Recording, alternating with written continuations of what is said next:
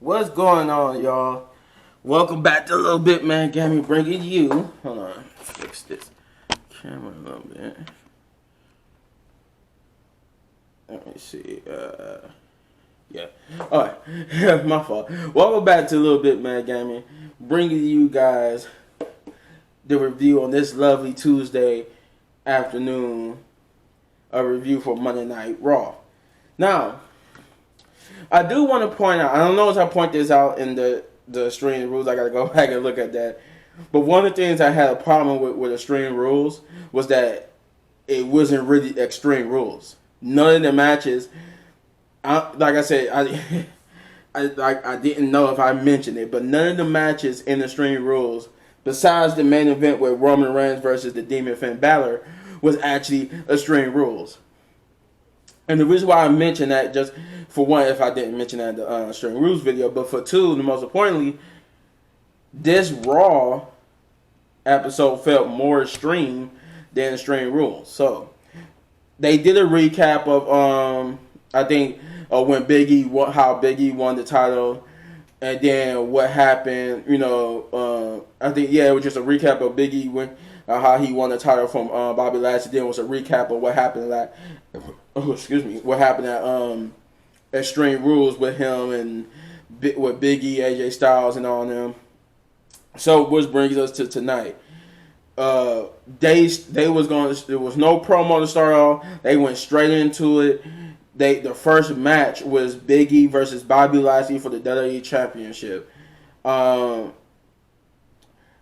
match it started out good. It was mostly Bobby Lashley working over Big E. Big E then would have some of his spots, some moments of offense, but then he would get worked over again.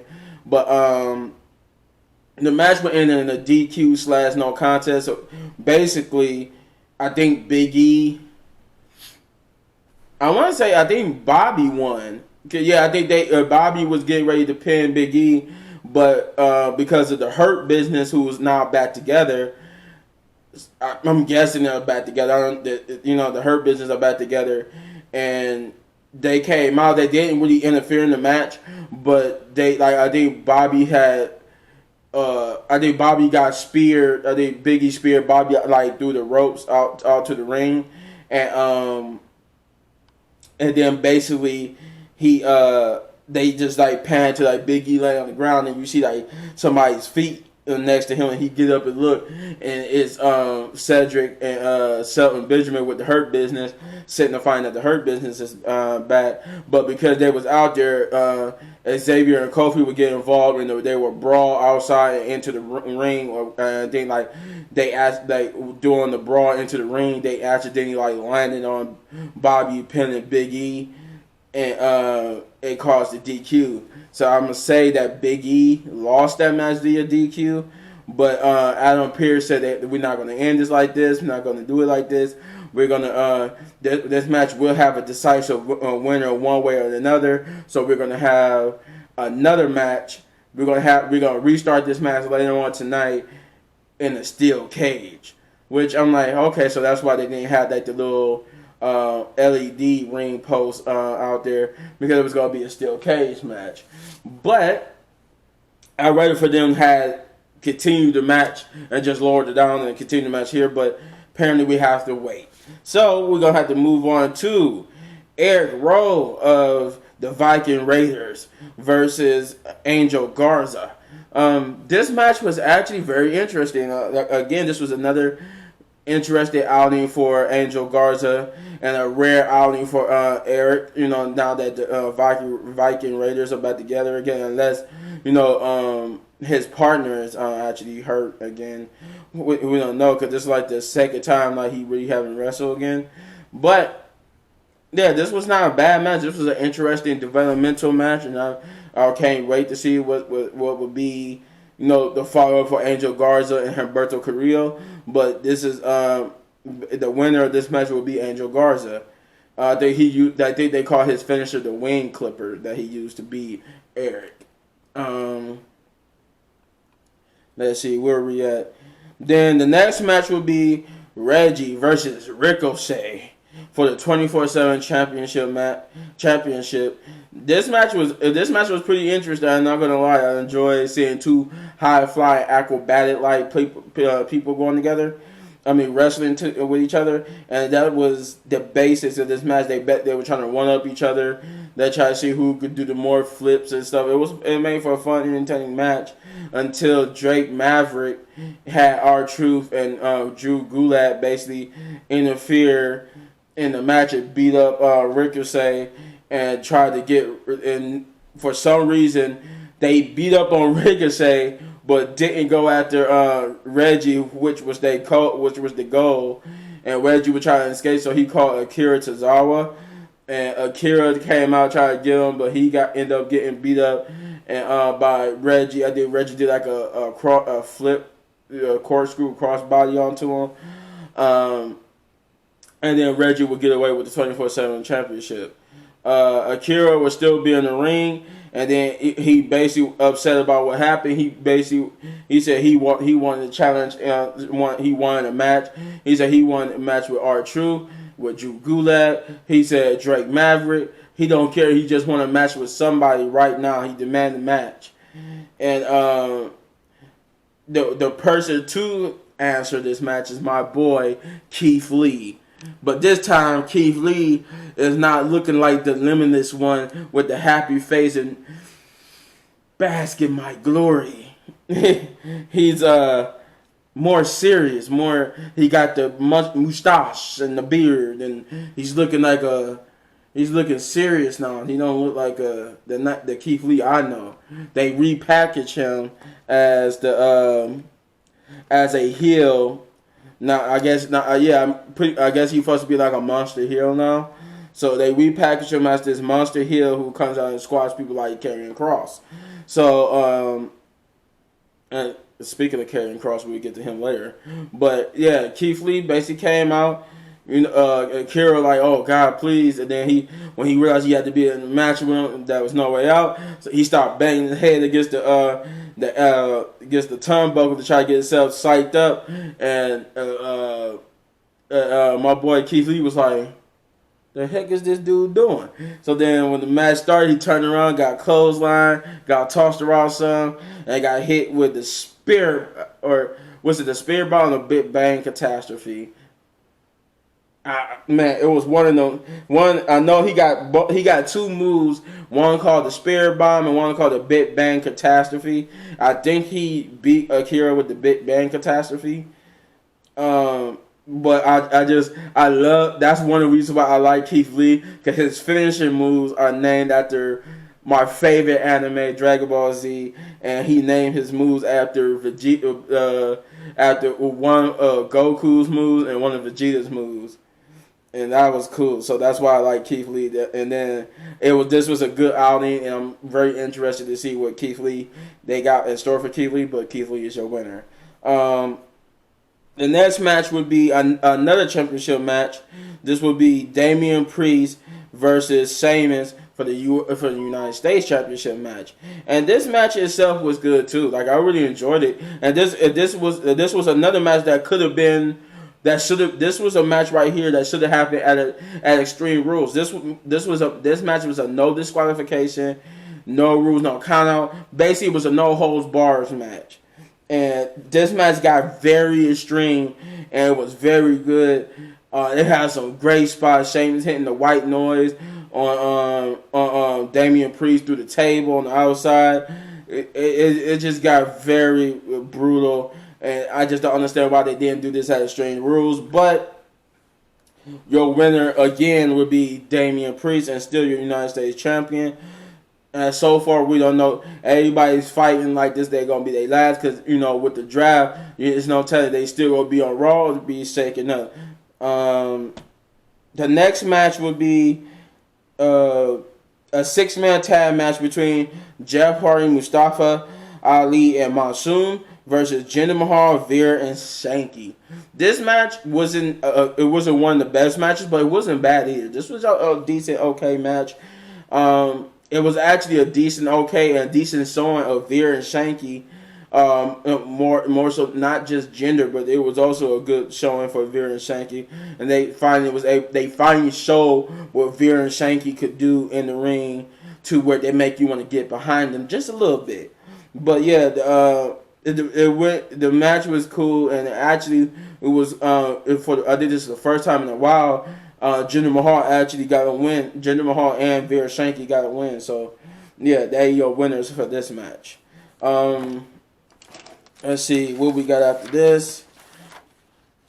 Then we will get like a promo backstage with Karrion Kross, which would lead into basically telling how he's gonna make everybody fall and pray. But this will lead into his match versus Jackson Riker. This was somewhat not just a squashable name, but not like Ricochet. But this was a good match with Karrion Kross, who got to go up against Jackson Riker, who put up a decent good fight against Karrion Kross. But in the end, Kross would hit the Doomsday Shahido and put on the cross jacket, or somewhat put on the cross jacket, but still got the submission victory over Jackson Riker. We would get the next match throughout the night too. We got promos from Big E and Bobby Lashley about their steel cage match, just basically saying how they can't. Bobby would say he can't wait to the steel cage match, and that he was gonna destroy Big E and basically take back his title. And that was good. He didn't want nobody else involved, just him and Big E. And then Big E basically saying the same thing, that he can't wait till the steel cage match. He ready. He think he glad that they got to do this again, because he's ready. He ready to finish this with Bobby Lashley.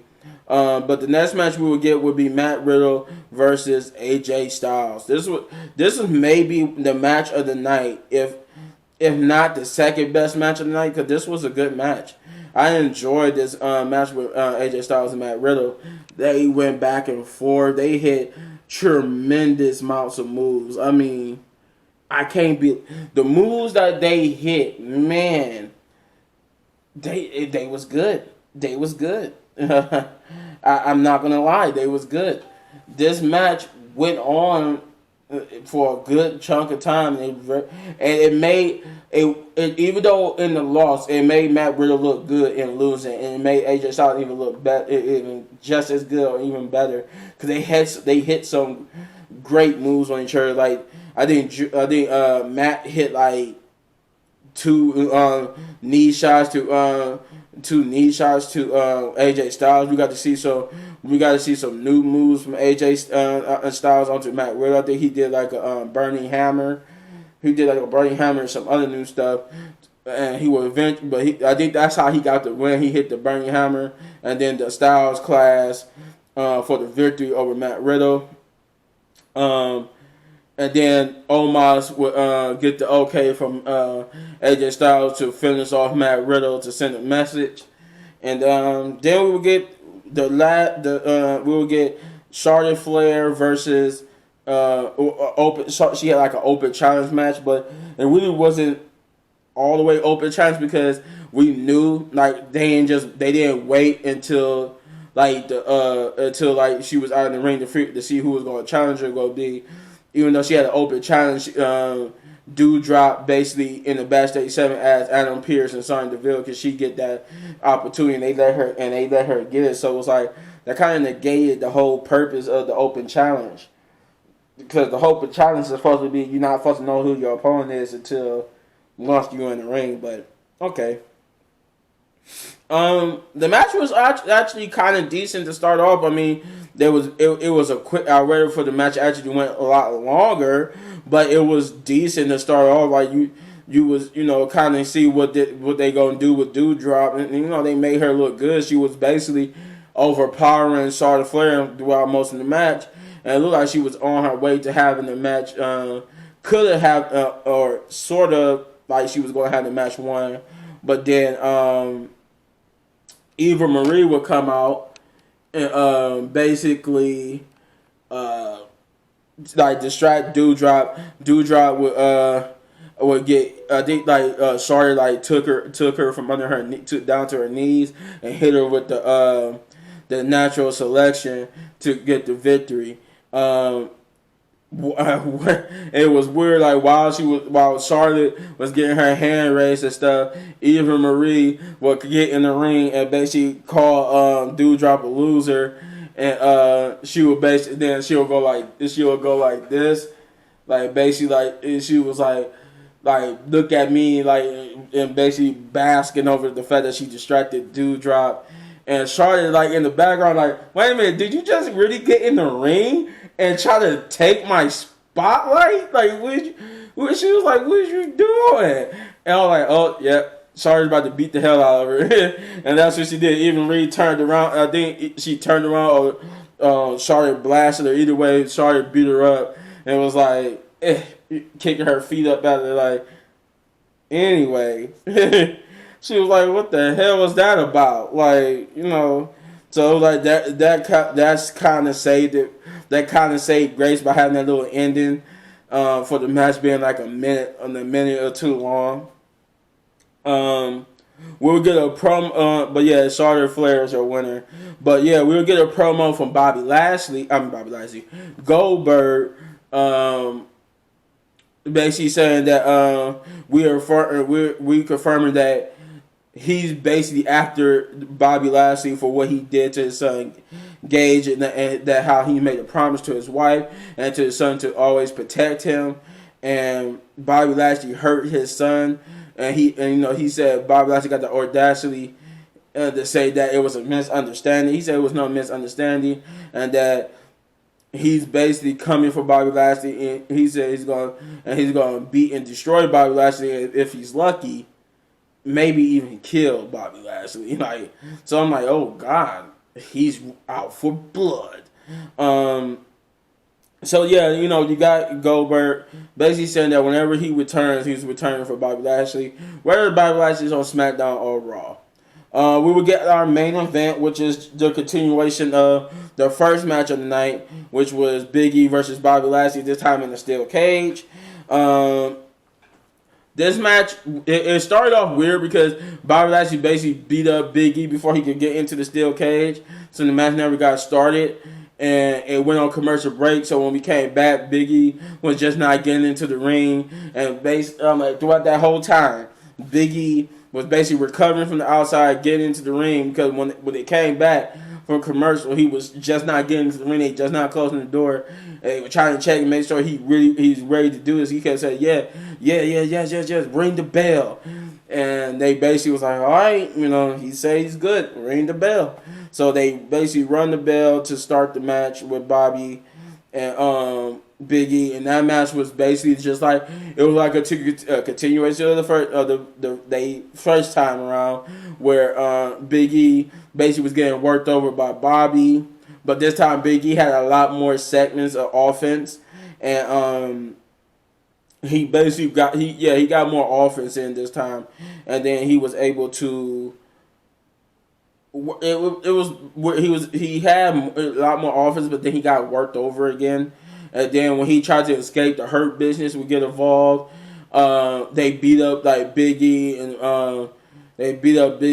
I think Bobby Lashley hit Big E with a move, and then he tried to walk out the door or crawl out the door. And I think Xavier Woods came and smacked the door back on Bobby Lashley, hurting him and keeping him in the ring. They were fended off. Both they fended them off, and then we found out when it came back that Adam Pearce basically had ejected both the New Day and the Hurt Business, so that this match could be a 1-on-1. The match continued. But Bobby would try to escape, but Big E would reverse his escape into a big ending from the top ropes to pin Bobby Lashley 1, 2, 3, ending their feud. And Big E wins, and he's still your WWE champion. But then, in his celebration to end Monday Night Raw, to tease what's to come if they still stay on the same brand, Mr. Drew McIntyre came out with his sword pointing it at Big E, telling Big E he wants the championship because now that Bobby Lashley is out of the picture and that Big E is successfully retained. Drew McIntyre's restriction against the WWE Championship has been lifted, and now he too can challenge for the WWE Championship once more. If I would give this anything, I would give this 9 big ups, just because this was a decent episode. I can't really. It wasn't a perfect 10, but it was very decent. I had no problem with anything. I enjoyed that little Eric Rowe match with Angel Garza. Even the Reggie 24/7 championship match. I'm trying to see, did I have a problem with anything? I forgot too. Almost forgot. Even Reba didn't get beat up by Shayna Blazer.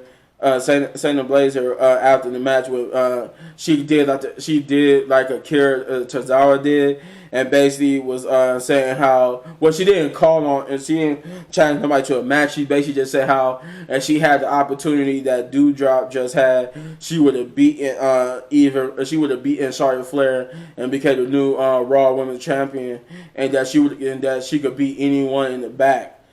And then she's tired of all the disrespect that she get from the people in the back, including everybody in the arena.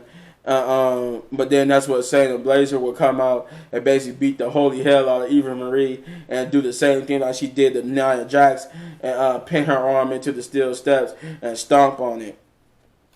She even put her in the Karafuda clutch too. But yeah, I didn't have a problem with anything. I think every match was pretty much good. Wasn't bad. Yeah, everything was good. I think the only thing I had a problem with was that they just didn't do the steel cage match at the top of the show just to continue instead of making us wait to the end of the night. But obviously, probably didn't have like a good enough main event, so they figured they just moved them. They just started off, but then whet your appetite, then let you have the rest of it later on the night. I don't know, but that was it. That was the only thing I had a problem with. But other than that, the show was pretty good. If you enjoyed it, let me know in the comments down below what you thought on Monday Night Raw, and if you enjoyed Monday Night Raw, and if you did enjoy it, if you did enjoy it, then hit this button right there in the upper right corner for all of my WWE reviews. And if you enjoyed the video so much you want to support the channel, hit that like button, hit that subscribe button, become part of the fam, part of the tribe to acknowledge me as the rightful WWE champion and as the only channel who can entertain you. And hit that notification button so you get notified when I drop videos. And as always, hit any one of these videos for more of my amazing content. Chief is out, but I'll see y'all in the next one. Peace. Love you.